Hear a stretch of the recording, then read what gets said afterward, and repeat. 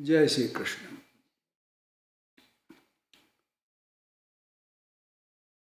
We now start where we were the last time. We were talking about the Tyag. The Tyag is very important thing to understand and practice. Without Tyag, there is no way out of here. So Bhagavan has described three type of Tyag. Last time we saw the characteristics of Sattvic Tyag and the traits of such a Tyagi, the person who practices Sattvic Tyag. What is he like? How can I tell somebody is Sattvic Tyagi? He is Medhavi,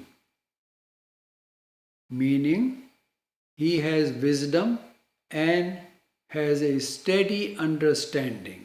Therefore, all his doubts have been dispelled. Chin Sanshaya. He has no doubt in his mind anymore. Once you think about something, doing something, then you wonder whether I should do this or not do that, whether this is right or it's not right. But he knows what is right and what is not right. He has no sanshaya, he has no doubts in his mind. With this state of mind, now the emphasis here is state of mind. With this state of mind, if he must perform karma that is akushal or disagreeable, it is disagreeable to him. He has no dislike towards it. Now, if we have sometimes we have to do certain things we don't like to do, right? If we don't like to do, then we will do it half-heartedly. We just say complain all the time about it. Why I have to do this? But to him, if the karma is disagreeable, he doesn't worry about it. He has no dislike for it. We don't like what we don't want to do. That's our problem. That is a big dosh in us. So, and he has no attachment for the agreeable actions. We love to do certain things. Oh, we get attached. We say, I like to do it more. Do it over again. This is the sattva in the sattvic tyag. When you say sattvic tyag, the tyag which has these two traits. Number one, the person does not dislike. If he doesn't dislike what is not agreeable, or he get attached to something which is agreeable to him. Now we'll go a little further into tyag. Simply put, tyag infers seeing everything in the real time and moving on beyond what all one sees and experiences. Whatever happened to us, whatever we see it in real time actually. And the tyag means then you saw it and you move on. You don't get attached to stuff because it is gonna end. Nothing stays same all the time. Every moment, everything is changing because prapanch. Prapanch never stays same way all the time. We may not be able to perceive it, but there's always changes taking place every moment, every kshana. We look at our pictures when we are young, and now it looks different, don't it? The change has occurred. But if you ask somebody, they don't feel. They say, we are just same. They don't feel that change. But the tyag means you just see it, experience it, and move on. Because it's not going to be there. You cannot go back to it. And you will come back to this thing later on this talk. Why? not wanting to dwell in any of what one sees or experiences. You don't dwell on what you see or what you experience. If somebody said bad thing, don't dwell on it. It's said, it's done, finished, you move on. If somebody praises you, it doesn't matter because the praise is moment, just that moment. After that is gone, finished. You don't dwell on it. Don't get attached to it. All that we experience is the fruit of our karma. Why you don't do that? Because whatever you experience, you see, is nothing more than the fruit of our karma. There is nothing free.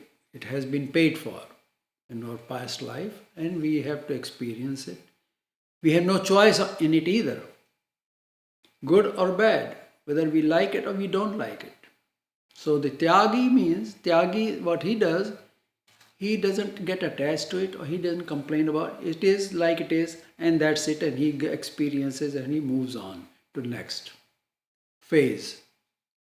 So tyag means to go through the experiences without even naming them. You don't name any experience. If we have discomfort, we don't call it, oh, we got a bad pain or this and that. Yes, it's discomfort, that's fine, and it'll go away.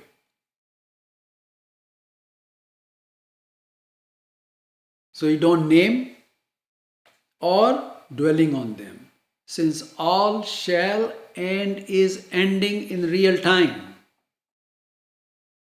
Everything shall and is ending in real time and becoming the past. You understand?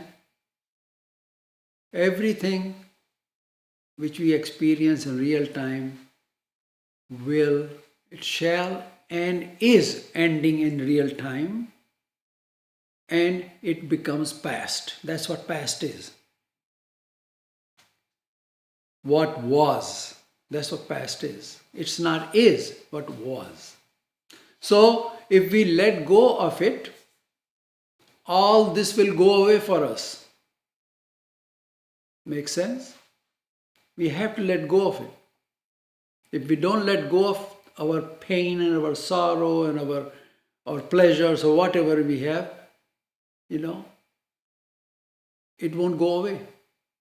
But you need to let it go away. However, if we dwell on it by naming it, complaining about it, or assigning blame on others, it will get modified and will come back in another form for us to experience again. You follow? Once you have an experience and you name it and you complain about it or you feel happy about it or whatever, that thing is not going to be there, but it'll come back again in a different form, in a modified form, because it's not going to be repeated. It cannot be repeated. And then come back again for us to experience in different form. So unless one practices tyag, one will keep experiencing the same thing again and again, and so there is rebirth for him. He's got to come back to experience again. So there is rebirth. However, once tyag becomes our nature, it's not that you say, I'm going to do this tyag. That's not what it is. Tyag becomes your nature. It is your mindset. That has to be. That person becomes tyagi. Tyagi means the one who does the tyag. How he does the tyag? He does through his mental capacity. He does it through his mind. His mind does not want to attach to anything, good or bad. We will keep leaving the present if we do that. If it becomes our nature, tyag is our nature, we will keep leaving the present, which is becoming the past. The present is becoming the past. And we keep leaving it. As it happens, whatever happening, we just keep leaving it. and will keep moving forward. That is how we move forward. If we get attached to something good or bad, then we can't move forward. It is going to pull us back. This is the art of living. That is how to live in this world. That is what human life is. So to practice tyag is to be human. However, we must know whatever it is that we are relinquishing or whatever we are doing tyag of. Once we relinquish something, we cannot return to it. That is the law of nature. Once you leave something, you cannot return to it. Because that thing is not there anymore, it is modified next moment and you cannot return to it. You cannot revisit to it. You may think that you are returning to it, but in reality, you cannot return to it. So once you see something, you experience something, experience to the fullest and let go of it. That is what human beings should do. That is the real life. In Shlok 10, we saw that the true tyagi is filled with sattva. Sattva samavishto. Samavishto means is completely inside. He is filled with sattva. He is medhavi. The one who possesses medha. Medhavi means the one who possesses medha. Medha is the retention power of the mind. So, a medhavi retains whatever he has heard, meaning the gyan. Whatever he has heard or seen, he remembers it. It is in his mind. His mental capacity is so big that his hard drive is not going to be filled up. He has heard, seen, and experienced. He retains everything. It's all in his mind. He doesn't need a book to read. He doesn't need a computer to look at it. Then, while he is alone, he ponders over and thinks about it. This is called Nidhi Dhyasan. Nidhi means your property. What is your Nidhi? Whatever you have. And this person has heard Gyan, right? He has studied Gyan. He studies Shastra. And his mental capacity is such that he's all retaining it in his mind. He doesn't need a book or notes to go back to. So everything is in his mind. So when he's sitting by himself, in that state, he is recollecting everything, ruminating like cows ruminate. They eat first and then they ruminate, right? So he got everything in his mind. Now he takes it out and revisits it. This is called Nidhi Dhyasan. This practice results in his buddhi to be transformed into Vyavasayika buddhi, which has been described in Shlok 41 of chapter 2. This is also the Samatva buddhi. Now remember here, when he is doing the tyag, he relinquishes everything good or bad. He is practicing Samatva yoga there. He doesn't differentiate between good, what feels good or what doesn't feel good. So then he goes back, whatever he has experienced, and revisits it under the auspices of the Gyan which he had learned. Okay? Through Nidhi Dhyasan. So he recollects what he heard in the Gyan, and then how does it apply. And that experience makes his intellect to be Samatva buddhi. And that's how he becomes steady. So this Medhavi is free of all doubts. He has no doubts anymore because Gyan is absolute. And whatever you see in the light of Gyan, you can tell what is true, what is not true. So there is no doubt anymore. He is at peace. So Bhagavan say, na dveshti akushala karma. He does not perform any karma which is outside of the jnana, akushal. He leaves them without aversion. Those which are outside the jnana, he leaves them without the aversion, dveshti, and performs the kushal karma. He doesn't do akushal karma. Whatever is outside the shastra, outside the jnana, he doesn't perform them. He only picks up what is kushal and he does perform those karmas. And how does he perform those karmas? With no attachment to those karmas and their fruit of action. Phal. So he is performing kushal karma. I think in chapter 2, I think it is, Bhagavan said, kushal karma. Karma should be done with kushalta. Right? So this is, he is doing kushal karma.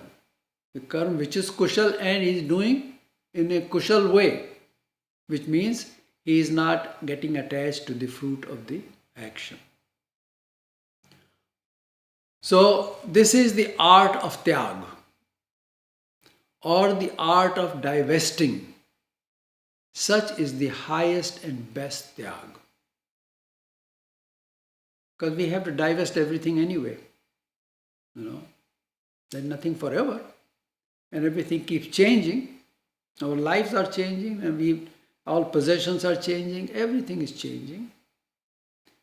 Today you may have $1,000. Inflation comes up. It's no longer $1,000. The dollar value has been going down steadily ever since it started.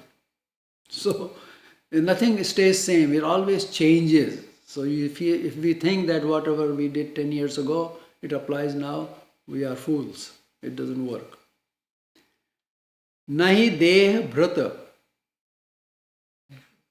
shakya tvastu karmana asheshata. नहि देहभृता शक्यं त्यक्तुं कर्माण्यशेषतः यस्तु कर्मफलत्यागी सत्यागीत्यभिधीयते. So first Bhagavan talked about the one who, having attained jnana, relinquished the sansar. Now he is talking about the one who is in the sansar. What he should be doing. Deh bhrata. Bhrata means dharan, to do, to get some, to get into something. By an embodied one. So embodiment, somebody who has taken the body. Deh bhrata. Bhrata means to take up. So for those who have taken up a body, nahi shakyam, it is not possible to asheshata tyaktum karmani, entirely relinquish all karma. So those of us who have taken up the body, it is not possible for us to completely relinquish all karma. They must perform karma. They cannot exist without doing any karma. They must act to maintain their body, must earn to support the family. He does all these actions, but how does he do it? That's what we will examine. Yatu karma phalatyagi, Bhagavan says, he who relinquishes the fruit of karma, satyagi iti abhidiyate. It is said that he is the tyagi. Who is the tyagi? The one who relinquishes all the karma phal, not karma, karma phal. You cannot relinquish the karma. You have to do the karma. You must act. Once you are born in this sansar, you have to act. Bhagavan Krishna said, Nahi kshanamapi. For a moment even, anybody can be in the sansar without doing karma. So the question is that how to do the tyag of the karma phal. So we have established, we know now the karma, we have to do the karma. But it's the karma phal that we have to relinquish. Tyag of the karma phal. We must remember that the seed of tyag is sown in our minds because of our karma. Person can become a tyagi only that person whose past karmas have changed his mindset, that his mind will be able to do the tyag. So it's based on our past karma. The seed was sown in the past karma. This is possible only through Ishwar Bhakti. Now how can we sow that seed in our mind, in the past karma? Past karma has to be like Ishwar Bhakti. We do Ishwar Bhakti and Ishwar does this to us. He sows that seed of tyag in our mind. And for this, one needs to know what Ishwar Tattva is. What is Ishwar? You have to know. And to follow the path shown by him, the manifested Parameshwar. So Bhagavan Sri Krishna, in Dwapar Yuga, he manifested as, Ishwar manifested as Bhagavan Krishna. And what he told Arjun followed it. You see? So Arjun, first of all, Arjun knew, he told Arjun that I am the Ishwar. You cannot know by yourself. Ishwar tells you, the manifested Parameshwar tells us that I am the Ishwar. Do as I say. And gives us the power to do it. And then we do it. That is how things happen. So that is how the tyag seed is sown by Ishwar in our mind. Once Mahatma Gandhi said that all wealthy industrialists in India should consider themselves as trustee of the labor. He delivered this message to Birla, Tata and other wealthy people, industrialists, in his lecture. He said that the money is generated by the hard work of the labor. So the industrialist shall take care of the wealth and shall not think that it is theirs. This he said based on Gita. However, people did not heed to his suggestion. That is because their minds were not in the state to practice this kind of tyag. Well, I have this company, company makes money, I own the company, the money is mine. Right? Why should I do tyag? So that shows the mindset of the person. Even in this country, there are some people who when they sold their company, and even right now, they share profits to their employees generously. And they retain the employees, things work good. It's good for everybody. So, but this cannot be done by everybody. Everybody is not capable of doing it. Their mind would not let them do this. Therefore, unless our minds are purified to understand and accept the practice of tyag, we will remain unable to do it. And unless we do the tyag, we cannot move forward.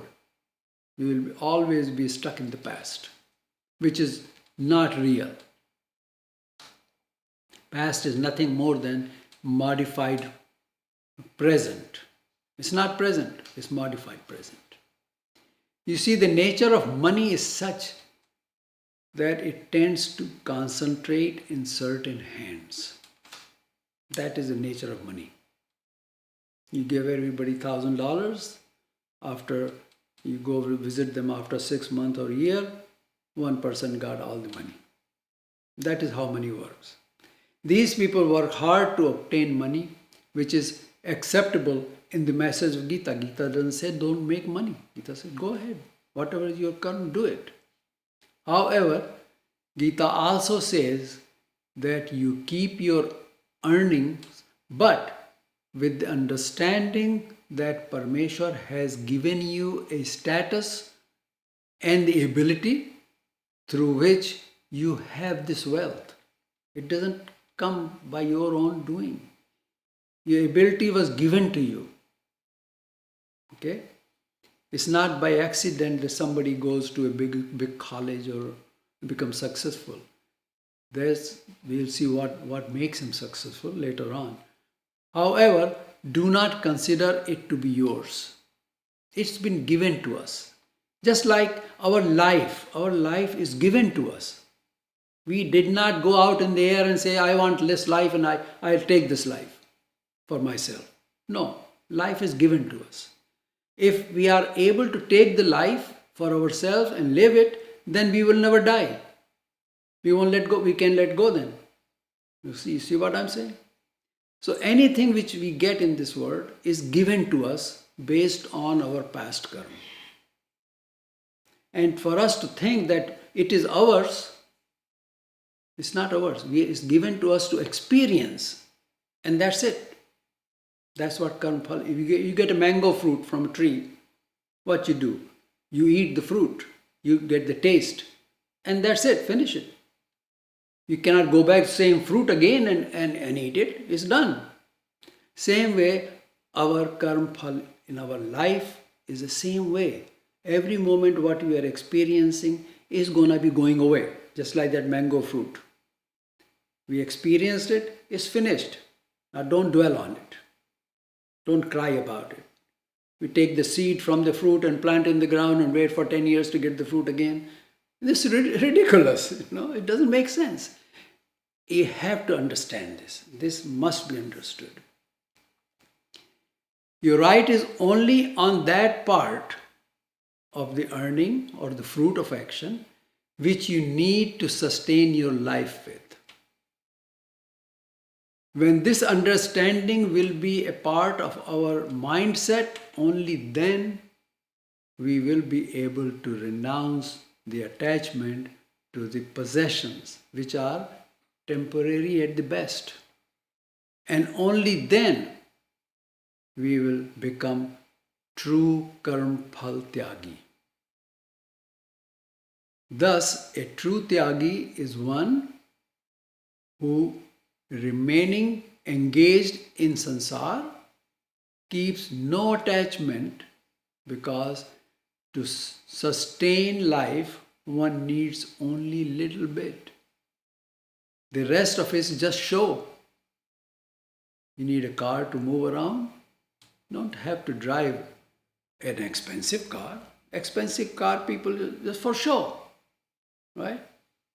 Just a regular Toyota is fine for going around. It runs just as good. But to get, I'm going to get whatever, These days it's electric cars. But that's all show, nothing else. So what we need for our life, to sustain our life, we need very little. Rest of it, we don't need to be wasting on ourselves. One who is able to practice karma phal tyag is highest in sansar. Okay? Look at some of the really rich, truly rich people. They live very ordinary. They live in the same house for 50, 60 years. They drive same car till it runs out, it tears up, falls apart, And rest of the money they are investing in, and they are divesting in helping people, charitable work. They are just a custodial of that money. They are trustees. The true tyagi makes Ishwar the trustee of his karma phal. You cannot trust anybody to make trustee of your karma phala. You say, Paramatma, you are the trustee of whatever I have earned. In today's world, everyone stakes their claim on everything. This results in constant conflict and loss of what one has earned. Therefore, Bhagavan says that the one who is karma phal tyagi is said to be the true tyagi, since all conflicts are for this karma phal. So when he is karma phal tyag, there is no conflict. He lives in peace. He has no conflict with anybody. Regarding money or earth, it has been said that earning the money is painful. Money doesn't come easy. You have to work hard. Unless you go steal, even stealing is hard to do. You get caught. So then it says to protect what you have earned is painful. You spend all your time wondering about how to protect it. Somebody will get it from us or whatever will happen. So you are always thinking about it. So it's painful. When money comes, there is pain. To spend it is also painful. It's really painful to spend the money. I had a coffee mug. There was a picture on it where the guy goes to doctor. Doctor says, "What is the problem?" He says, "Doc, when I do this, he takes out, when I take out my wallet, I feel pain." You see, that is his problem. So spending the money is also painful. Without the grace of Parmeshwar, money brings about pain. Whether you earn it, you keep it, or you spend it. Everywhere there is pain. So ultimately one has to leave it to Parmeshwar. Therefore, Bhagavan says, but he who relinquishes the karma phal is the true tyagi. Bhagavan don't say don't keep it. He said keep it, but keep it in my name. In the next shlok, Bhagavan describes the different ways in which the karma phal is administered to a tyagi and to one who does not practice tyag. He is called atyagi. So, next shlok. अनिष्टमिष्टं मिश्रं च त्रिविधं कर्मणः फलं भवत्यत्यागिनां प्रेत्य न तु सन्न्यासिनां क्वचित्. So in sansar, there are two types of people. There are those who practice karma phal tyag and they are called tyagi. Then there are those who, having attachment to the karma phal, do not practice tyag. They are here they have been called atyagi. A is negative. Negative of tyagi is atyagi. Tyag is a feeling or sentiment, meaning bhav within us. It is this sentiment or bhav through which we say, Bhagwan, this is all for you.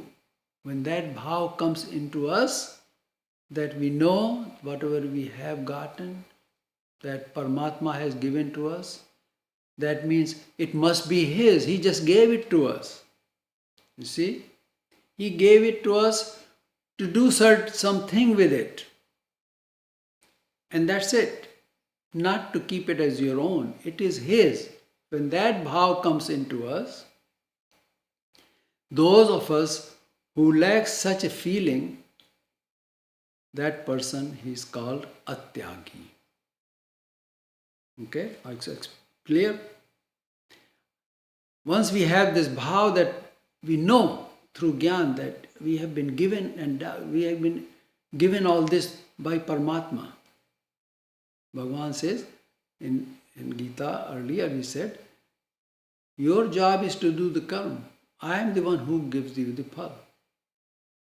So when it's coming from him, that means it is his, he is just giving it to us from his treasury, right? So we have to know that, and we say, Bhagavan, it's all yours. I know it's all yours. Both the Tyagi and the Atyagi perform karma that result in karma phal. It's not that a Tyagi karma doesn't get phal. Both of them get karma phal. Any karma matures, gets phal. Here Bhagavan is saying, Atyaginam. Those who are Atyagi, Pretya, this has two components, pra and it, meaning after leaving this body. Those who are Atyagi, after leaving this body, Trividham Karmanah Phalam, they get threefold fruit of their actions. Okay. Based on the way they perform their karma, these threefold phal are anishtam, ishtam, cha mishram. Agreeable, disagreeable, agreeable, and mixture of the two. We need to understand this. In this life, if our karma is anisht, meaning that it involves selfishness, conflict, violence, hinsa, then in the next life the fruit will be disagreeable. It will be anisht, phal, unpleasant, painful, anishtam. If we use whatever we received in this life for our own use or for the good work in this world, helping others, etc., then our karma is isht karma. And in the next life, we will get the fruit which is agreeable or pleasant, ishtam. Now remember this, we will come back to this little later on. Then third type of fruit is the mixture of the two, mishra.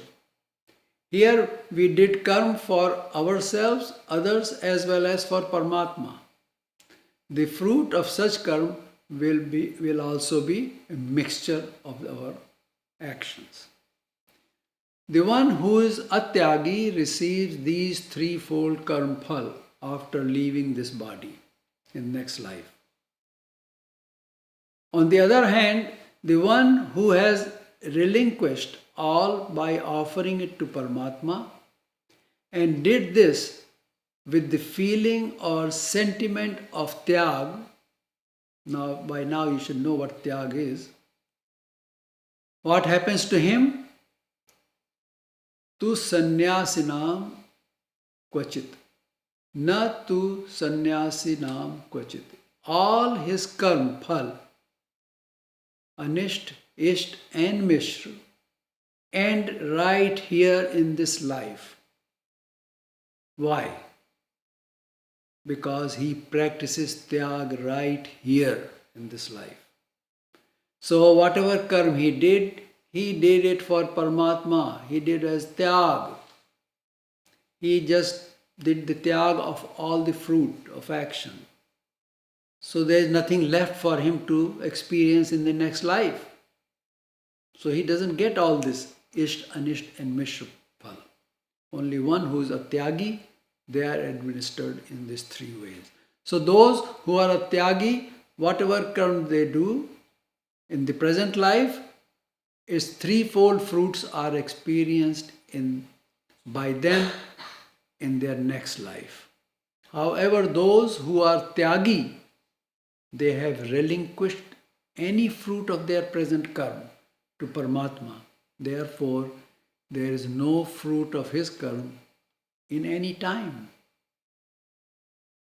Therefore, offering karma phal to Paramatma is highest and the best tyag. Now, the subject matter of performing karma starts from here, from the next sloka. So far we know what tyag is, what is sattvic tyag, who is tyagi, who is atyagi, how the karma phal is administered to a tyagi, and why the tyagi doesn't have any karma phal to be experienced in the next life. So now the question comes how the karma happens. So the subject matter of karma starts from the next shloka.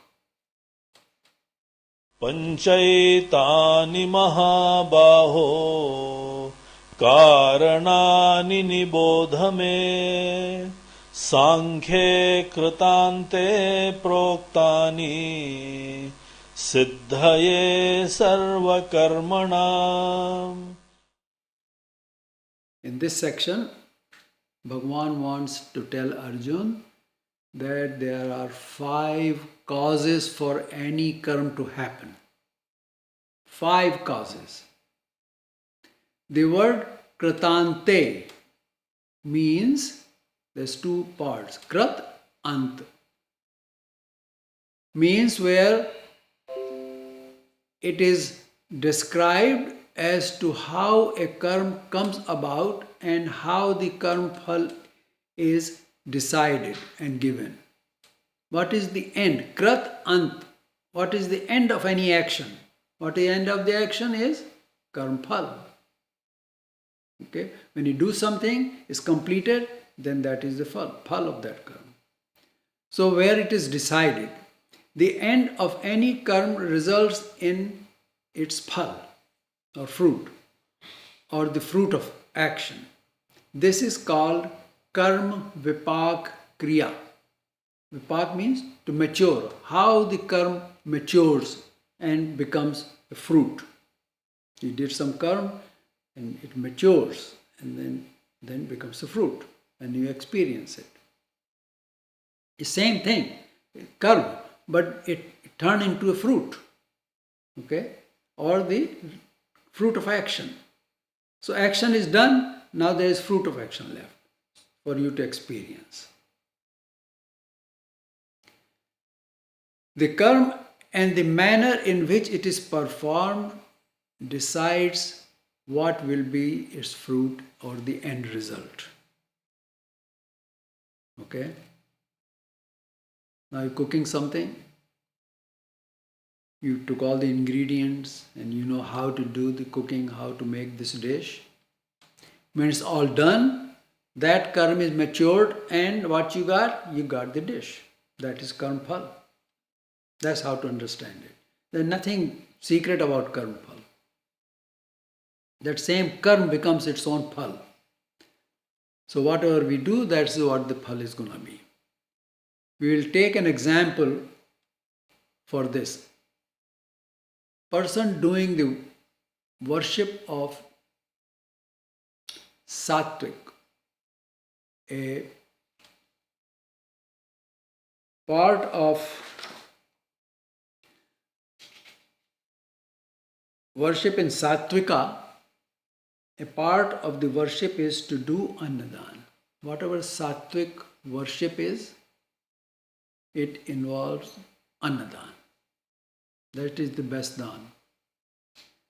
Now, the person who prepared the food became upset while they were preparing the food. They got mad or something, started shouting. The food, what will happen to the food? This tainted the food with tamogun. And the time when people were fed, at what time the feeding took place, whether it's satogun time or tamogun time or rajoguni time, that also have effect on the action of annadan, feeding people. All these together decide the fruit of that worship karma, that yajna.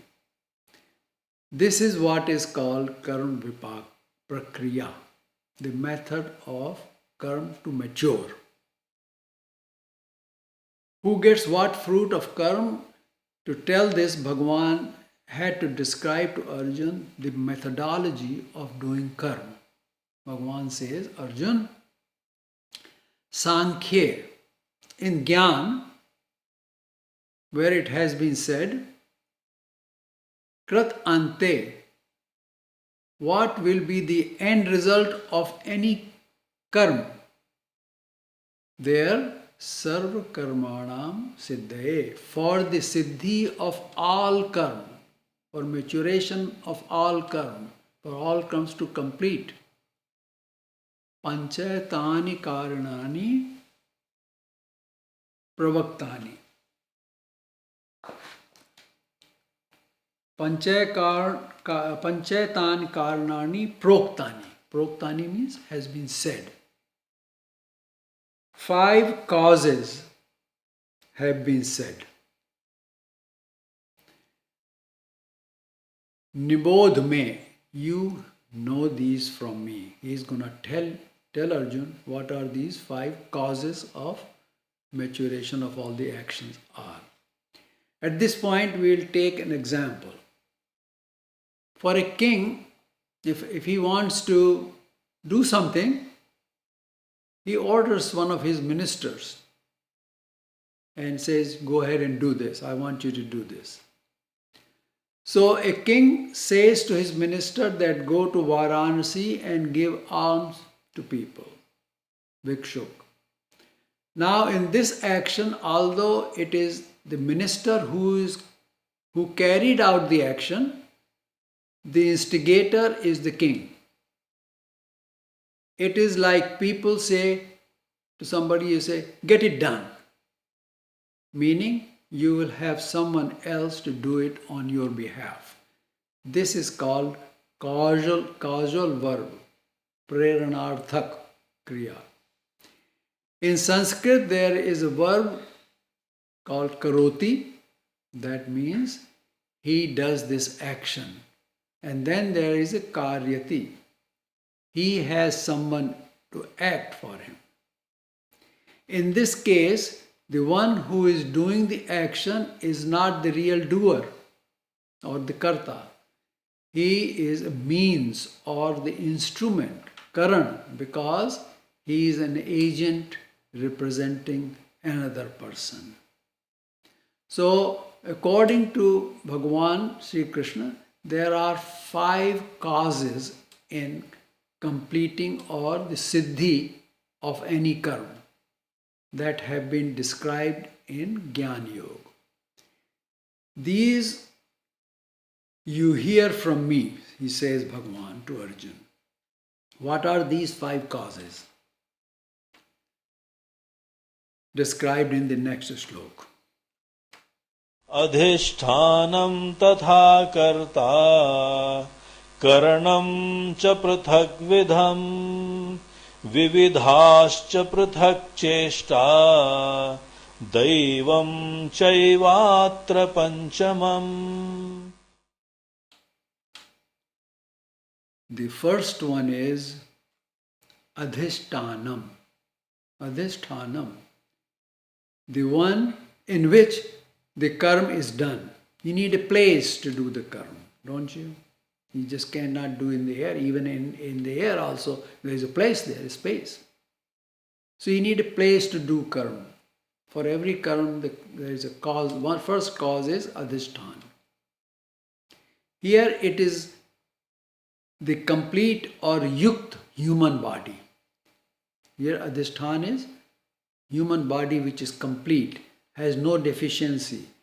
All the indriyas are working. His mind is functioning. He is not what you call mad person or what. No. He's got total control of his sense. Everything is theirs. All senses are working. That is called yukt manushya sharir. Yukt human body. So that is adhishtan. Without that, karma cannot be done. mind and body should be all functioning.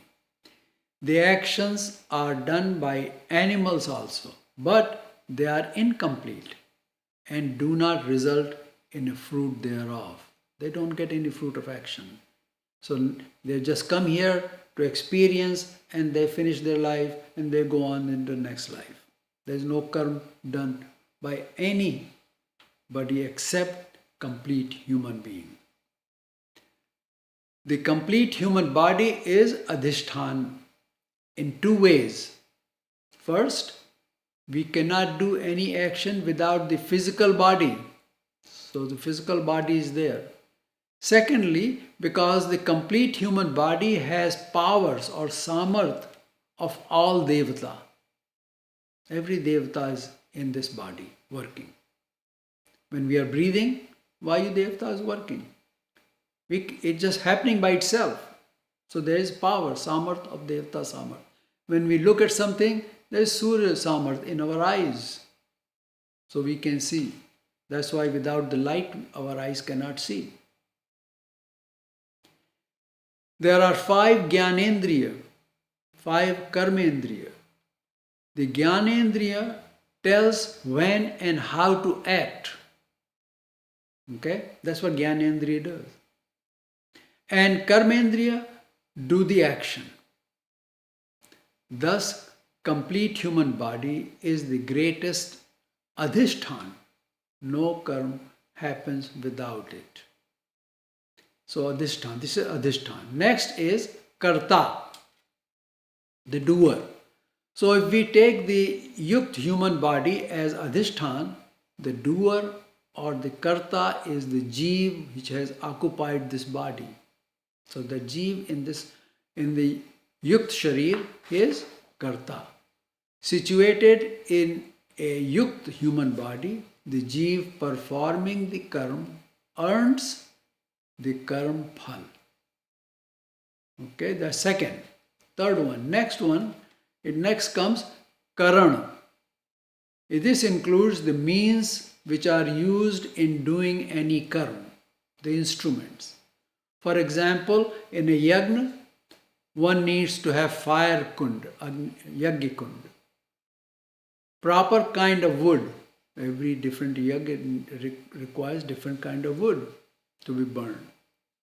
Offering materials or samagri, that's also different in different kind of yagna.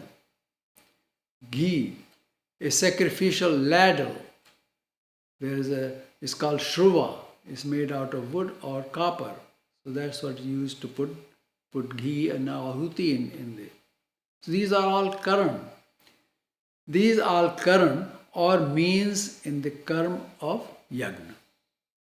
In Sanskrit there is an example. It says Ramena Banena Hato Bali. Ram killed Bali with arrow. Here Ram is karta, the doer. And the arrow is the karan through which he killed Bali. And the action was killing the Bali, Raja Bali.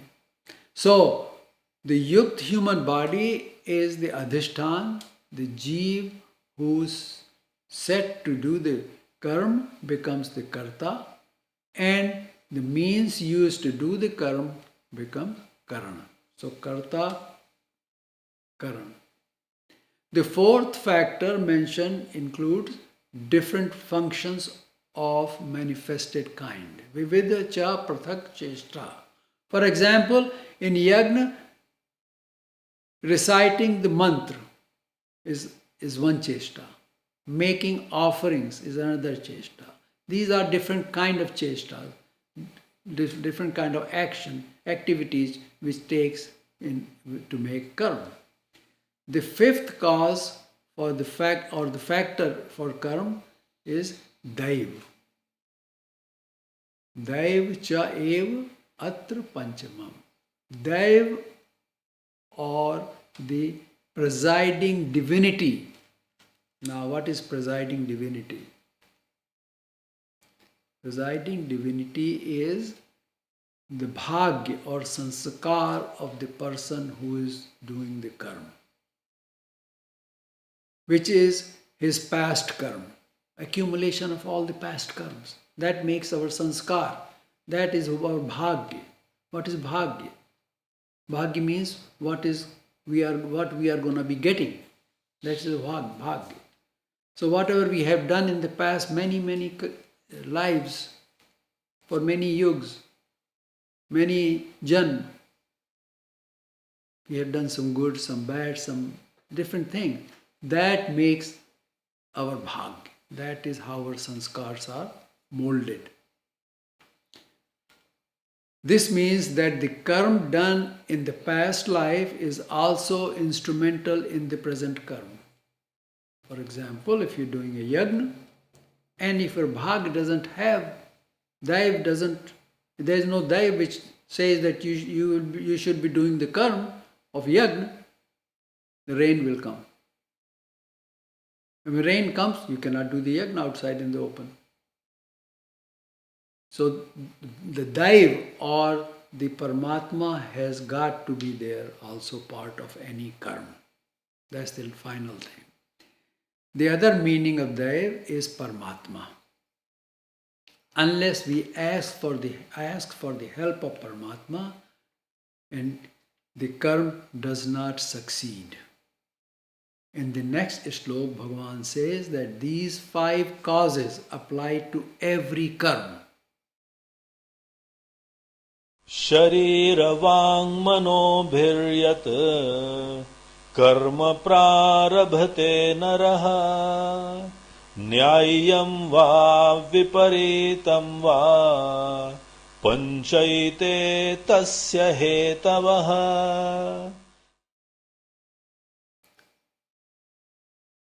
Karma,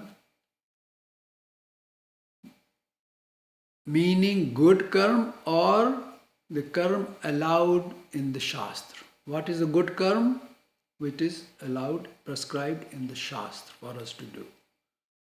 Or its reverse karma, which is the karma which is contrary to the Shastra. So there is 2 kinds of karma.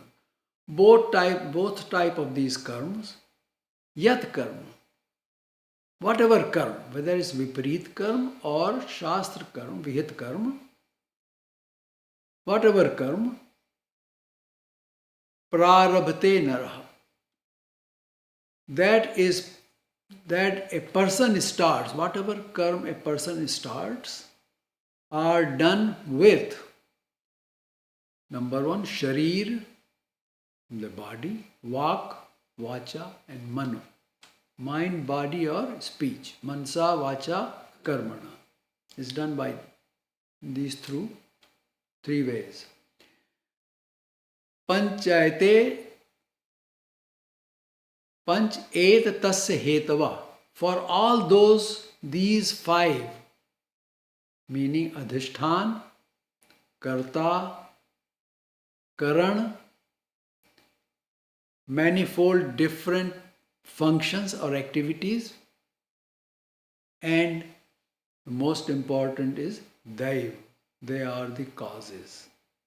Whether it is mansik karma, vachik karma, or sharirik karma, or good karma or bad karma, any karma, Bhagavan says, these 5 are the causes. Without them, karma cannot be done. So now you tell me, I am doing this karma, you say, right? But we don't know. These 5 causes are the ones which are making us do the karma. What is a cause? Cause is something which makes you do something. It is because of this. So that B becomes a cause. Alright? So these 5 are the ones which are making us do the karma. And daiv is very important in that. No karma happens without these 5 causes. So in the next slok, Bhagavan talks about the person who says that he is the doer of the karma. I did it. So what he says, Bhagavan says, Tatraivam sati kartaram आत्मानं केवलं तु यः पश्यत्यकृतबुद्धित्वात् न स पश्यति दुर्मतिः. Bhagavan says, Tatra evam tatra evam sati. When this situation occurs, where all these five causes are present, despite their presence, yeah, the person who pashyati, who looks upon, kevalam atmanam, only himself, or the atma which is keval. Atma is keval, atma is pure. In other words, the keval atma has none of these five causes. Okay, it's devoid of all these five causes. He says, kartaram, as the karta of that karma, akrata buddhitva, because his buddhi is not functioning. What kind of buddhi he has? Akrit. Akrit buddhitvat. Because his buddhi is not functioning properly, his understanding being impure, is being tainted. Tatra, on the subject of karma. His buddhi is tainted on the subject of karma, because he doesn't know what the reality of karma is. So, sa durmati na pashyati. Such a person of tainted buddhi, durmati, durbuddhi, or agyani, does not understand the truth. The agyani person, not knowing that for any karma to take place, there must be cooperation of the above mentioned five causes. He considers himself or the keval atma to be the karta. I have done this. Such a person of tainted intellect is unable to see or understand the reality of the karma. He is involved in the karma, but he had no idea how it is happening, why it is happening. He has no idea. Thus, he is unable to perform the correct action. So unless we know how the action is done, what is involved in it, what are the causes, and we have the jnana about it, we cannot perform the correct karma. In chapter 3, Shlok 27, Bhagavan called such a person as the one deluded by his ego, ahankar vimuhur atma. He says, I did it. Because he does not know that there are five causes behind every karma. Then there is man, buddhi, chit, ahank, all these things are there involved in it. It's not you who did the karma. You were made to do the karma because of the past karma. In the absence of jnana, the ego, that takes control. Such a person cannot practice tyag of karma phal. He says, he is the one who did it, so why do we expect him to do the karma phal tyag? His understanding is that he is the doer, therefore the fruit of the action belongs to him. With such tainted intellect, he is unable to relinquish. That is why Bhagavan tells Arjuna the next shlok. He has to tell Arjuna the next shlok because of this reason. Yasya nahankrato bhavo buddhiryasya na lipyate hatvapi sa iman lokan nahanti na nibadhyate. Yasya, he in whose antahkaran, in his mind, intellect, in all those four antakaran, Chatushtay, in his in his antakaran, ahankrit bhavana, the bhav which says that I am the doer, does not exist, because he knows that there are other things which are also a cause of the karma. In this way, one who does not have the ego, yasya, whose buddhi na lipyate, buddhi does not get attached to worldly objects. Remember in the beginning we said, you do something, whether it is isht or anisht, the real tyagi does not get attached to the fruit of that action. So that's what this here Bhagavan says, that person does not get attached to worldly activities or objects. Sa, that Purusha, Sa Purusha, that Purush, Hatva, having killed Iman Lokan, all these people in this lok, api nahanti, neither he kills, na nibaddhate, nor he is bound by the pap of the killing. Bhagavan said this while pointing towards Kaurav. He is telling Arjuna, the one who does the karma phal tyag, that karma does not affect him. He is not bound by that karma, because we saw earlier the person who did the karma phal tyag, there is nothing to experience in the next life. That phal is he gave away to Paramatma, so there is nothing to experience. So there is no bondage. So Bhagavan is trying to tell Arjuna, convince Arjuna, go fight. You will do it this way, you will not be bounded by, because Arjuna's problem was that whatever if he kills all these people, then he will be experiencing bandhan, bondage. Now the question comes up as to how we do any karma so that it does not cause bondage. Let's try to examine this based on Gita. Our life from the time we are born till we die is the fruit of our past actions. Right? By now we should agree on that. We are in this present body to experience the fruit of our past karma. And here fruit means, well, like we saw, fruit means whatever the karma ended into being. That is the fruit. Karma matures into the fruit. It's the same karma, it becomes a fruit.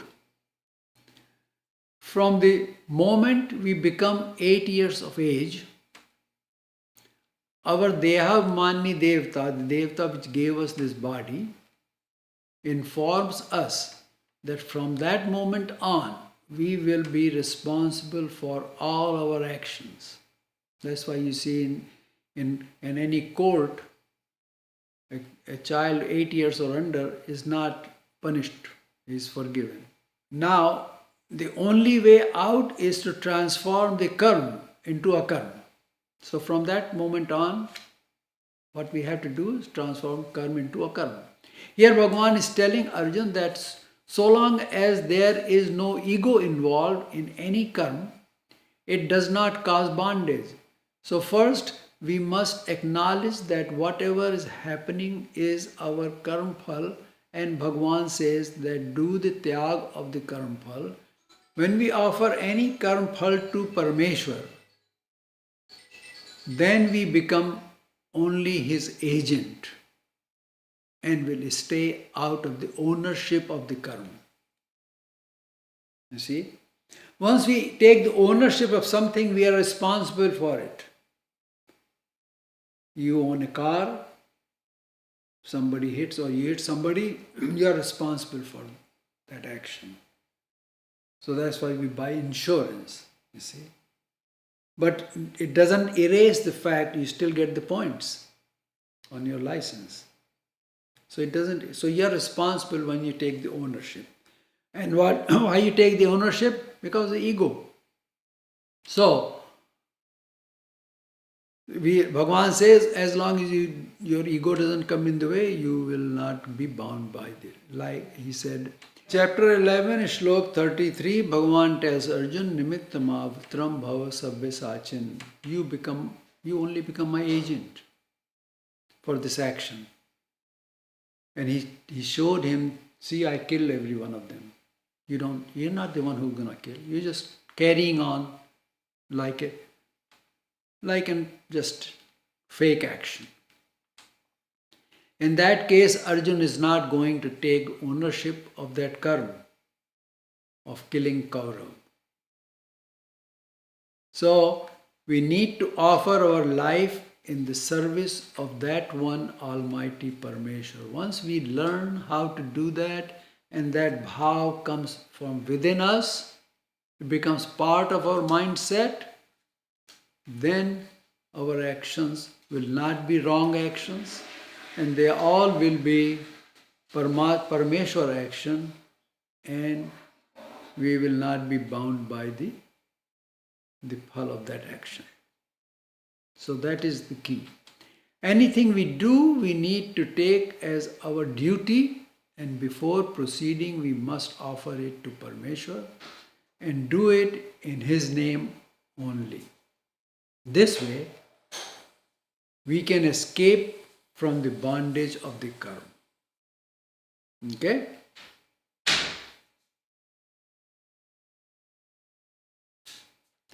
Next, Bhagavan is telling that one must know how karma happens.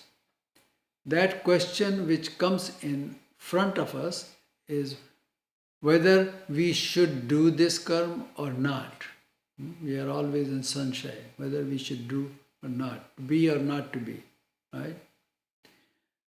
For this very thing, in the next shlok, Bhagavan wants to say that there are threefold causes of karma and threefold basis of all karma. What are these threefold bases and causes? Jnanam Geyam Parigyata Trividha Karma Chodana Karanam Karma Karteti Trividha Karma Sangraha. Jnanam Geyam Parityagam. First is the Gyan of the karma, which is Gyan. Gyan tells you what karma is. Gyan. So, Gyan of the karma. The end result of the karma. And the Geyam means the end result of the karma. Jnanam Geyam. Geyam means to be known. It has to be known what is the end result is going to be. And Parigyata, and the one who knows this. So there are three factors. He knows the whole thing, the Gyan, Gye, and he is Parigyata. Trividha Karma Chodna. These threefold are the cause of the karma. They motivate the karma. They are three motivators of the karma. Without any motivation, we will not do the karma. So, we are motivated to do the karma with these threefold causes. Then he says, Karta Karan Karma. Even so, doer, the agent who does the karma, the instrument used in doing the karma, and the action or the kriya itself. Iti Trividha Karma Sangraha. These are threefold constituents of the action. So first we saw 5 causes of the action. Then we saw threefold things we call Jnanam, Geyam, Parityaga. These have to be there.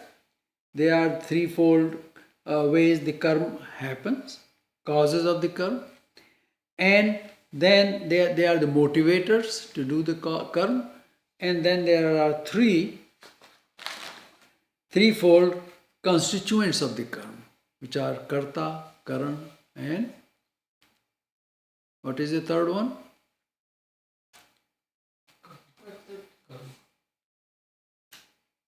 Karta, karan, and karma. That means the kriya itself, the action itself. So these are the three constituents of the karma. So the inspiration to do a karma comes from the knowledge of that karma, knowing the phal of that karma. When you know this karma is going to give this fruit, then you are inspired to do it, right? And the one who has complete knowledge of it, these three inspire one to do the karma. And for karma to happen, karta, the doer, karan, the instrument through which he does, and karma itself, the activity of the karma, the action, are threefold constituents for the completion of the karma. We will stop here today. Next time we will go into a little more detail. All these constituents of the karma are of the three gunas. You see, karta, karan, and karma. They are all trigunatmak. They are all trigunatmak. So, Bhagavan next is going to describe each one of them, which is satogun, which is tamogun, which is rajogun. So that will go into detail into these things. Now we got the background of the karma, the process, the methodology of the karma, and tyag also. We got into that. So we need to do nididhyasan. Whatever you heard, you got to sit down and ponder about it and see what was said. And that's how our buddhi will become samatto buddhi, which we need to be successful in this life and beyond. Sri Krishna.